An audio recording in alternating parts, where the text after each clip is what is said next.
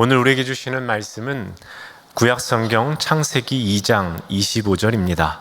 아담과 그의 아내 두 사람이 벌거벗었으나 부끄러워하지 아니하니라. 아멘. 오늘은 탈출기 시리즈 6번째 시간으로 수치심 탈출기라는 제목으로 말씀을 전하도록 하겠습니다. 이 수치심의 사전적 의미를 찾아보면 이 부끄러움을 느끼는 마음을 말합니다. 사람들은 누구나 이 수치스러운 기억 하나쯤은 가슴속에 품고 살아갑니다. 근데 이러한 수치심은 그 정도에 따라서 우리 마음에 미치는 영향에 상당한 차이가 있습니다. 누군가에게는 그저 단순한 민망함 정도로 다가옵니다. 그리고 그냥 적당한 부끄러움으로 다가오기도 합니다. 사건의 크기도 별것이 아니고 그냥 얼핏 보기에 아무것도 아닐 때도 있습니다. 그래서 조금은 부끄러운 마음을 느끼긴 하지만 쉽게 잊어버리는 일이기도 합니다. 하지만 누군가에게는 잊을 수 없이 끔찍한 부끄러움으로 남을 때도 있습니다. 이러한 수치심은 우리에게 나는 정말 작고 보잘것없는 사람이야, 형편없는 사람이야 라는 것을 느끼게 만듭니다. 가벼운 부끄러움 또는 창피함과는 달리 자신의 본질까지도 흔들리는 그러한 경우도 있습니다. 아주 오래전의 일입니다. 초등학교 4학년 때의 일입니다. 수학 시간이었습니다. 이 시간 계산을 배우는 때였습니다. 그래서 분 단위를 더해서 60분이 되면 이 1시간을 올려주는 반올림하는 것을 배우는 시간이었습니다. 그리고 그것을 배우고 나서 쪽지 시험을 봤습니다.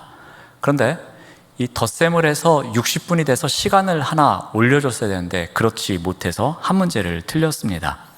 그리고 선생님은 한 문제씩 틀린 사람들 다 일어나라 그랬습니다. 저를 포함해서 몇 사람이 일어났습니다. 근데 한 사람씩 혼냅니다. 그런데 이 선생님이 저에게 오더니 어떻게 이렇게 쉬운 문제를 틀렸느냐고. 승구야, 너는 승리하는 승구가 아니라 망하는 망구야 라고 이야기를 합니다. 제 이름을 통해서 망신을 줬습니다. 반 친구들이 웃기 시작합니다. 반면에 저는 너무나도 창피했습니다. 그리고 엄청난 수치심을 느꼈습니다. 그때부터 반 친구들이 망구라고 놀리기 시작했습니다. 그래서 몇 명은 화가 나서 코피를 터뜨리기도 했습니다. 때로는 되갚아주기 위해서 악한 말을 저도 했습니다. 그때 수치심은 엄청난 시간이 지났음에도 불구하고 잊을 수가 없습니다.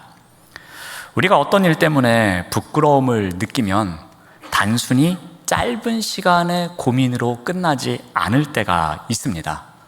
우리 마음속에 오랫동안 남을 때가 있습니다.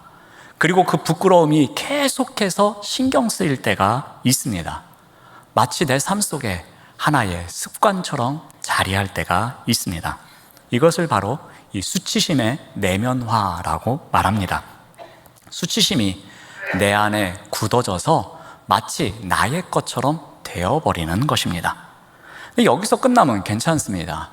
이 수치심은 또 악순환이 됩니다. 이제는 수치심을 잊었겠지라고 생각했는데 비슷한 상황이 되면 그 이전의 수치심이 다시 떠오르는 것입니다. 비슷한 상황만 되면 부끄러워서 어디에 숨고 싶은 마음이 생깁니다. 자신도 모르게 이미 도피처에 가 있는 모습을 발견할 때가 있습니다. 이렇게 악순환이 일어납니다. 그나마 여기에서 끝나면 그래도 다행입니다. 그런데 한 단계 더 발전하면 이 수치심은 전이가 됩니다. 자신이 당한 수치심을 비슷하게 그리고 똑같이 누구에겐가 전하는 일이 생긴다는 겁니다. 수치심을 자기 안에서 제거하지 못하고 오히려 그것을 타인에게 자신이 당했던 것과 똑같은 방식으로 전하는 삶을 살아갈 때가 있습니다. 그래서 누군가와의 관계가 힘들어지곤 합니다. 자, 이와 같은 수치심의 특징이 있습니다. 이러한 수치심에서 우리가 벗어나기 위해서 어떻게 해야 되는지 오늘 말씀을 통해서 한번 살펴보고자 합니다. 사람을 향한 하나님의 소망이 있으셨습니다. 하나님께서 기대하는 모습이 있었습니다. 요한일서 1장 7절에서 이렇게 기록하고 있습니다. 그가 빛 가운데 계신 것 같이 우리도 빛 가운데 행하면 우리가 서로 사귐이 있고 그 아들 예수의 피가 우리를 모든 죄에서 깨끗하게 하실 것이요. 하나님은 그의 백성인 우리가 예수 그리스도의 보혈에 의지해서 진리의 빛 가운데 머물기를 원하십니다. 우리가 빛 가운데로 들어와서 빛이신 하나님과 깊은 사귐을 나누도록 그러한 것을 원하십니다. 하나님께서는 예수님을 화목제물로 내어주시면서까지 우리가 그렇게 살아가기를 원하셨습니다. 죄가 이 땅에 들어오기 전 아담과 하와가 살던 시대에는 바로 하나님께서 원하시는 이러한 일이 펼쳐지고 있었습니다. 에덴 동산에 있는 인간의 모습은 하나님과 깊은 교제를 나누며 진리의 빛 가운데 거하고 있었습니다. 그러한 사람들이 어떠한 일이 있었는가 하면은 창세기 2장 25절 말씀을 보면은 아담과 그의 아내 두 사람이 벌거벗었으나 부끄러워하지 아니하였다고 합니다. 빛 가운데 거하고 있는 하나님의 자녀들 벌거벗었으나 부끄러워하지 아니하였다고 합니다. 이 벌거벗음이 부끄러움이 되지 않았다는 것은 단순히 육체적인 측면만을 이야기하는 것이 아닙니다. 이것은 둘 사이에 어떠한 거리낌도 없다는 것입니다. 둘 사이에 아무런 문제나 장벽도 없다는 의미입니다. 서로가 서로에게 열린 마음이 있으며 서로가 서로를 신뢰할 수 있는 상황을 이야기합니다. 어떠한 치부가 드러나더라도 부끄럽지 않는 삶을 살아가고 있었던 것입니다. 그런데 이러한 상태가 지속되지 못합니다. 우리 3장 6절 말씀을 봅니다. 여자가 그 나무를 본즉 먹음직도 하고 보암직도 하고 지혜롭게 할 만큼 탐스럽기도 한 나무인지라. 여자가 그 열매를 따먹고 자기와 함께 있는 남편에게도 주매 그도 먹은지라. 그들에게 죄가 들어옵니다. 육신의 정욕에 의해서, 안목의 정욕에 의해서, 이생의 자랑에 의해서 죄가 들어옵니다. 사탄의 유혹을 물리치지 못합니다. 하나님께서 꼭 지켜야 한다는 명령을 지키지 못합니다. 하나님의 명령에 불순종합니다. 이 불순종의 결과로 찾아온 것이 무엇입니까? 바로 수치심입니다. 우리 3장 7절 말씀을 봅니다. 이에 그들의 눈이 밝아져 자기들이 벗은 줄을 알았노라 라고 성경은 기록합니다. 이들의 눈이 밝아졌다고 합니다. 불순종의 결과가 눈이 밝아진 것이었습니다. 근데 이 부분을 히브리어 문법을 고려해서 번역을 해보면 선악과를 먹자마자 즉시로 그들의 눈이 밝아졌다는 것입니다. 더군다나 이 부분이 수동태로 쓰여 있습니다. 즉 선악과에 의해서 아담과 그의 아내가 눈이 밝아졌다는 것입니다. 선악과를 먹자마자 자신들의 의지와 상관없이 그 선악과에 의해서 눈이 밝아졌다는 것입니다. 그런데 문제는 눈이 밝아져서 선한 것을 보게 된 것이 아니라 눈이 밝아져서 악한 것을 보게 되었다는 것입니다. 선악과를 먹고 좋은 쪽으로 눈이 열려져야 했는데 그렇지 않았다는 것입니다. 선한 눈이 열린 것이 아니라 오히려 악한 눈이 열렸다고 합니다. 지금까지는 이 벌거벗음이 전혀 문제가 되지 않았었는데, 지금까지는 어떠한 수치심도 문제가 되지 않았었는데 눈이 밝아지자 그 수치심이 부끄러운 것으로 다가왔습니다. 그러나 죄의 눈이 열리자 지금까지 보지 못한 것을 보게 됩니다. 그래서 성경에서는 그들이 벗은 줄을 알았다고 기록하고 있습니다. 이 벗은 줄을 알았다라는 단어는 원래 어원이 교활하다, 간사하다라는 단어에서 유래합니다. 그렇다면 이 벗은 줄을 알았다라는 것은 어떤 의미이겠습니까?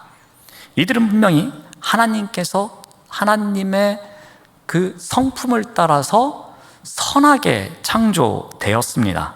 그런데 이 인간들이 불순종합니다. 그리고 선악과를 먹었습니다. 그래서 뱀처럼 교활해지고 간사해졌다는 것입니다. 이들이 눈을 떴는데 눈을 뜨고서 발견한 것이 무엇이냐면 교활함과 간사함이 있음을 발견했다는 것입니다. 불순종의 결과로 바라본 이 죄된 것을 보는 순간 그들이 수치심을 느꼈다는 것입니다. 이제 그들은 어떻게 합니까? 자신들에게 처음으로 찾아온 감정인 이 수치심을 감추려고 합니다. 두 가지 방법을 통해서 감추고자 합니다. 먼저 3장 7절 말씀을 봅니다.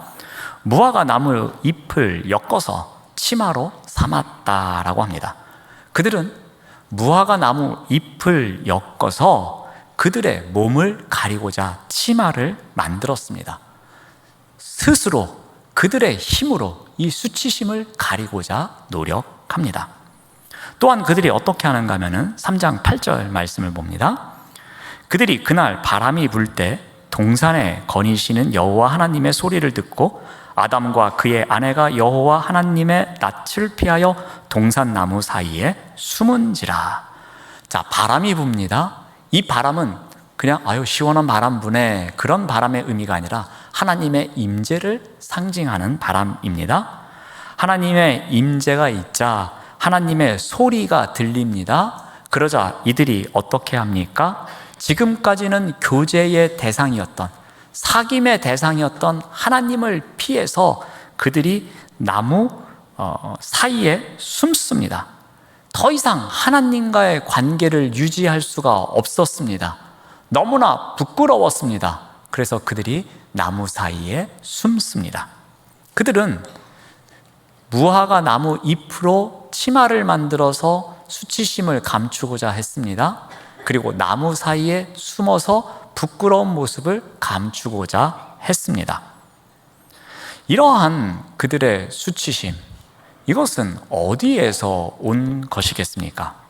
우리 3장 11절 말씀을 통해서 우리가 유추해 볼 수 있습니다. 11절 말씀을 보면은 이르시되 누가 너의 벗었음을 내게 알렸느냐라고 합니다.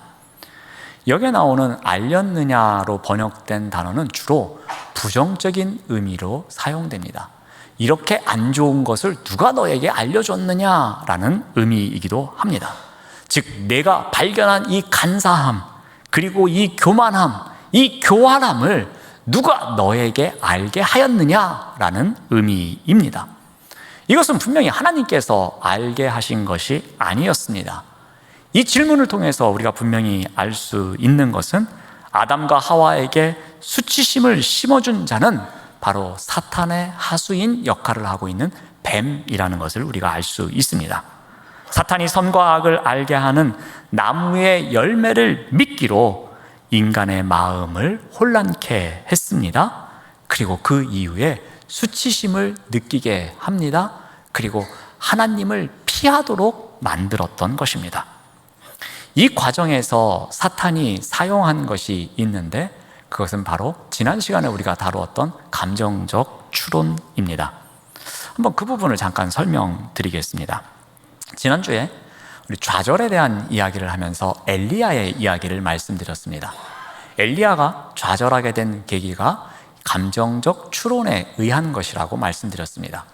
그것을 오늘은 이 수치심의 관점에서 다시 한번 해석해 보도록 하겠습니다. 엘리야는 두려움을 마음을 품고서 도망쳤습니다. 그리고 함께 가던 사환마저 브엘세바에 남겨놓고 혼자서 광야로 들어갑니다. 그리고 로뎀 나무 아래에 앉았습니다. 의기소침해졌습니다. 우울해졌습니다. 좌절이 찾아왔습니다. 그러한 그가 이렇게 고백했을 겁니다. 이렇게 도망치고 있다니 나는 정말 겁쟁이야. 나는 이제 실패자야. 너무나 창피해. 부끄럽게 사느니 차라리 라면서 고백을 합니다. 지금 엘리야는 좌절과 함께 수치심이 찾아왔습니다. 그런데 이와 같은 수치심은 어디서부터 온 것입니까? 거짓된 감정적 추론으로부터 시작됩니다. 거짓 감정에 이끌리고 있었던 결과입니다. 현재 어떠한 일도 일어났습니다. 어떠한 현상도 밝혀진 것이 없습니다. 그런데 일어나지 않은 일을 감정적으로 미리 생각하여서 판단하는 가운데에 수치심을 느끼고 있는 것입니다. 그것도 거짓 감정에 의해서 추론을 하고 있었던 겁니다. 엘리야 또한 잘못된 감정적 추론에 의해서 수치심을 느끼고 있습니다. 아담과 그의 아내도 마찬가지입니다. 그들은 사탄의 거짓된 발언에 의해서 감정적 추론을 합니다. 그리고 그에 의한 결과로 나타난 것이 바로 수치심입니다. 한번 그 과정을 다시 살펴봅니다. 이 사탄이 아담과 하와를 유혹합니다. 그리고 사탄이 유혹한 것은 분명 거짓말이었습니다. 사탄은 이렇게 유혹했습니다. 이거 먹어도 결코 죽지 않아. 그리고 무엇보다도 이거 먹으면 내가 하나님과 같이 되는 거야 라고 거짓말로 유혹합니다. 이런 거짓된 유혹에 의해서 아담과 하와는 어떻게 합니까? 이 거짓말에 의해 잘못된 감정적 추론이 일어납니다. 이 사탄의 말에 혹합니다. 그러면서 하나님의 명령이 희미해지기 시작합니다. 그들은 아마도 이렇게 감정적 추론을 했을 겁니다. 하나님이 절대 먹지 말라고 했는데, 이거 먹으면 죽는다고 했는데 나에게 와서 말한 뱀은 결코 죽지 않는다고 하네? 야, 이거 문제가 안 될 수도 있구나. 뭐라고? 하나님과 같이 된다고? 야, 내가 하나님과 같이 될 수 있다고? 그럼 한번 먹어봐야지 라고 합니다. 거짓에 의한 감정적 추론으로 자기 합리화를 만들어가고 있습니다. 그렇게 바라보니 이 열매가 너무나도 먹음직스럽습니다. 너무나도 보암직스럽습니다. 이것을 먹으면 하나님처럼 지혜롭게 될 것처럼 보입니다. 그래서 그들은 먹습니다.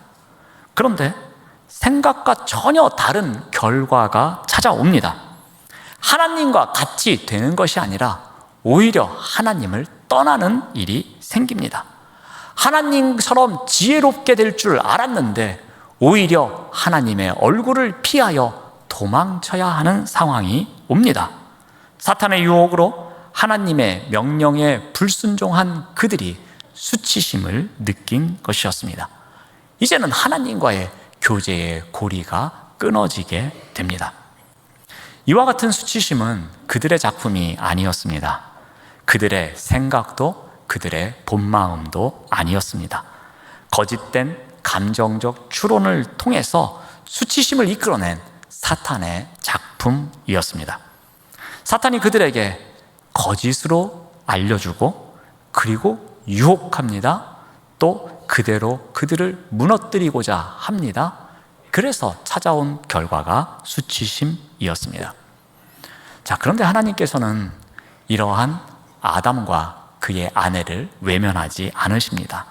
하나님께서 어떻게 하시는가 하면 창세기 3장 21절 말씀을 봅니다. 여호와 하나님이 아담과 그의 아내를 위하여 가죽옷을 지어 입히시니라. 수치심에서 탈출하기 위해서 인간들이 한 방법이 무엇이었습니까? 그것은 스스로 무화과 나뭇잎을 엮어서 치마를 만드는 일이었습니다. 또 하나는 무엇이었습니까? 나무 사이에 숨으면 여호와의 얼굴을 피할 줄 알고 수치스러운 자신들의 모습을 감추고자 숨는 일이 전부였습니다. 그런데 이러한 아담과 그의 아내를 위해서 하나님께서는 긍휼을 베푸십니다. 하나님께서 어떻게 긍휼을 베푸셨습니까? 그들에게 옷을 만들어 주셨습니다. 근데 이 옷은 성경에서 가죽옷이라고 합니다. 이것은 바꿔 말하면 외투입니다. 여러분, 성경에 나오는 외투는 어떤 역할을 합니까? 이 외투는 겉에 입을 때 사용하기도 하지만 때로는 잠을 잘 때 사용하는 것이기도 합니다. 살아가기 위해서 최소한의 생계 수단이 되는 것, 그것이 바로 외투입니다. 하나님께서는 인간의 수치심을 덮어주시기 위해서 신체의 일부만 가리는 치마가 아닌 그 전체를 덮고 그 전체를 보호할 수 있는 외투를 만들어 주셨던 것입니다. 이 치마와 외투의 차이를 통해서 하나님의 마음을 우리가 알 수 있습니다. 비록 하나님의 명령을 따르지 않았습니다. 그것만 먹지 말라고 했는데 그것만 먹었습니다. 사탄의 유혹에 흔들렸습니다. 하나님의 명령에 불순종하고 말썽을 일으키기도 했습니다. 그리고 수치심을 발견하고 숨기도 했습니다. 하지만 하나님은 그들을 감싸 주십니다. 그들을 어루만져 주십니다. 그러한 하나님의 마음을 발견합니다. 사람을 향한 하나님의 긍휼하심을 발견합니다. 바로 이런 하나님의 마음이, 하나님의 마음이 담겨져 있는 그 외투가 아담과 그의 아내가 겪고 있는 수치심에서 벗어날 수 있도록 인도해 주십니다. 수치심은 누구나 느낄 수 있는 감정입니다. 여러 경로를 통해서 옵니다. 다양한 방식으로 우리에게 오기도 합니다. 그리고 이와 같은 수치심은 그 정도에 따라서 일상의 밸런스가 무너질 때도 있습니다. 때로는 이 수치심 때문에 신앙의 중심이 흔들릴 때도 있습니다. 아담과 하와가 그러했듯이 우리에게도 똑같은 일이 일어날 수 있습니다. 사탄이 거짓으로 그들의 마음을 현혹시켰던 것처럼, 그래서 잘못된 감정적 추론에 의해서 수치심을 느끼게 만들었던 것처럼 우리도 똑같은 방법으로 수치심을 느낄 수 있습니다. 그래서 하나님과의 교제의 끈이 끊어질 수도 있다는 것입니다. 그러나 하나님께서는 우리와 교제의 끈이 끊어지기를 원치 않으십니다. 그래서 우리에게도 하나님의 옷을 만들어 주십니다. 그 옷으로 우리의 수치심을 가릴 수 있도록 보호해 주십니다. 그 옷으로 우리를 보호해 주시며 그 옷으로 우리를 감싸 주시며 우리와 계속해서 교제하기를 원하십니다. 사랑하는 여러분, 우리가 수치심에서 탈출하기 위해서 꼭 기억해야 하는 말씀이 있습니다. 로마서 10장 11절 말씀을 봅니다. 성경에 이르되 누구든지 그를 믿는 자는 부끄러움을 당하지 아니하리라 라고 약속해 주십니다. 하나님은 나를 믿는 자를 부끄러움을 당하게 하지 않겠노라고 약속해 주셨습니다. 하나님은 우리가 부끄러움을 당하지 않도록 우리에게 하나님의 옷을 입혀 주셔서 보호해 주시는 분이심을 꼭 기억하시기를 바랍니다. 다시 초등학교 때의 일로 돌아갑니다. 시간이 지났음에도 불구하고 여전히 저를 망구라고 부르는 아이들이 있었습니다. 저도 시간이 조금 지났으니까 기분이 좋은 날이면 그냥 웃어 넘겼습니다. 하지만 기분이 별로 좋지 않은 날이면 인상을 쓰기도 하고 다시 악한 말로 갚아주기도 하고 또 몇 대 때리기도 했습니다. 그런데 반전이 생겼습니다. 어느 날 학교에서 반대항 야구 시합이 열린다고 합니다. 그리고 며칠이 지나서 우리 반이 어느 반과 경기를 하게 되었습니다. 그때 제가 엄청난 두각을 드러내는 일이 생겼습니다. 결정적으로 역전타를 쳐서 경기를 승리로 가져왔습니다. 그랬더니 저에게 씻을 수 없는 수치심을 안겨줬던 선생님께서 저에게 이번에는 칭찬의 말씀을 해주십니다. 어떻게 하셨냐면 망구가 다시 승구가 됐네 하면서 너무 잘했다고 그렇게 칭찬을 해 주셨습니다. 이날 이후 저는 망구라는 별명에서 자유로울 수 있었습니다. 지금 생각해 보면 이 말씀은 제가 수치심에서 이겨낼 수 있도록 저에게 주신 하나님의 선물이었습니다. 제가 수치심에서 벗어날 수 있도록 인도해 주신 하나님의 옷이었습니다. 제가 더 이상 절망하고 수치심 때문에 힘들게 살지 않도록 저를 위해서 만들어주신 한 벌의 옷과 같았습니다. 사랑하는 여러분, 아무리 부끄럽고 참기 힘든 수치심 때문에 힘들더라도 하나님의 약속을 의지하시기 바랍니다. 하나님은 우리가 더 이상 부끄러움을 당하지 않도록, 우리가 더 이상 수치심 때문에 눈물 흘리지 않도록, 우리가 더 이상 수치심 때문에 어려움을 겪지 않도록 우리를 이끌어 주십니다. 우리를 보호하기 위해서 준비하신 우리만을 위한 하나님의 옷이 있습니다. 그 옷을 입고 우리에게 찾아온 크고 작은 수치심에서 탈출하는 우리 모두가 되시기를 바랍니다. 기도하겠습니다. 하나님 감사합니다. 삶의 자리에 찾아온 크고 작은 수치심 때문에 마음이 힘들 때가 많이 있습니다.